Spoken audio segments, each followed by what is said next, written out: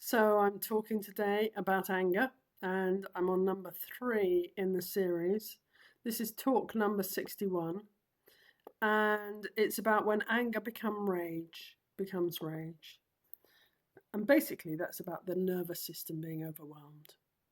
So in the last talk, we explored how the past can walk into the room, how something happening in the present can touch a much older wound, creating a reaction that feels bigger than the moment itself.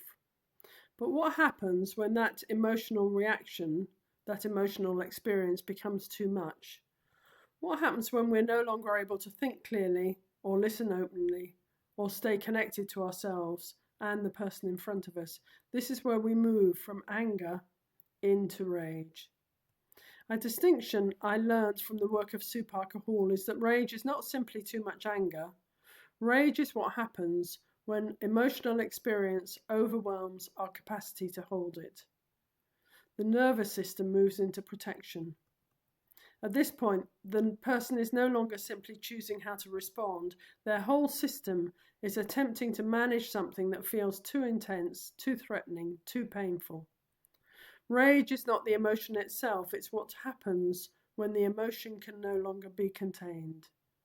Rage is not the emotion itself, it's what happens when the emotion can no longer be contained. Imagine filling a glass of water. A few drops are manageable. Even a full glass can be carried carefully. But if the water keeps being poured in, eventually the glass overflows. Rage is often that overflow. The difficulty is that we tend to judge what we see.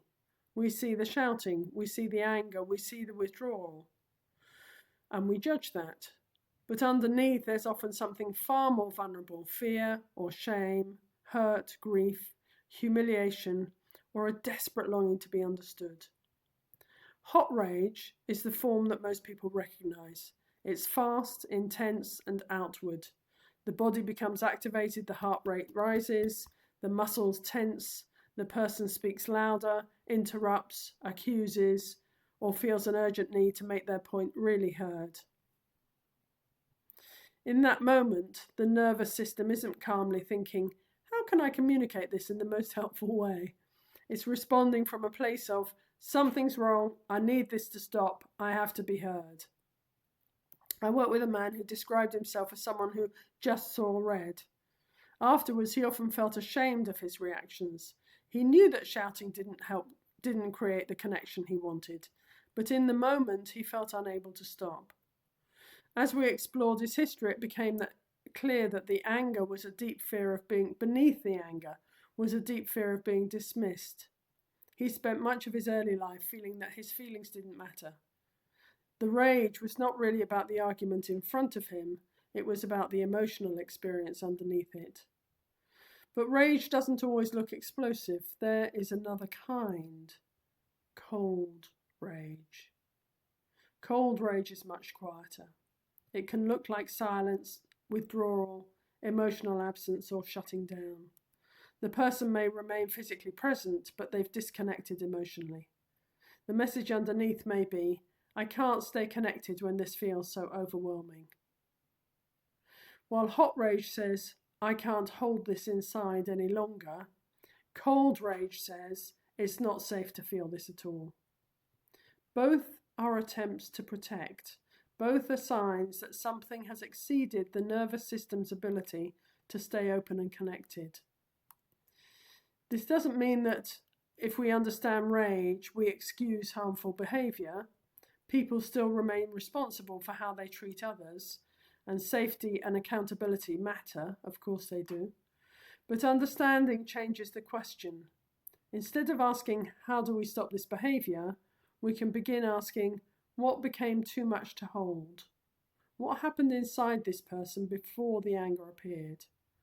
Because beneath the rage, there's often not a person trying to destroy connection.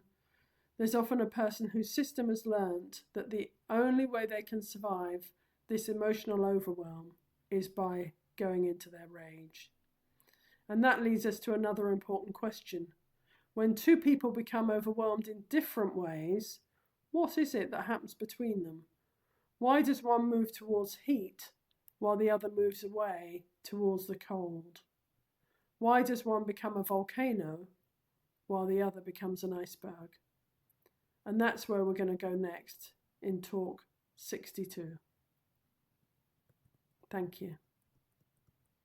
If you like my style, you might want to have a look at my book, Landscapes of the Heart, The Working World of a Sex and Relationship Therapist. It's on Amazon, or you can buy it through our website. And please pass this on and give feedback if you're interested and if you've enjoyed it. Take care. Thanks a lot. Bye.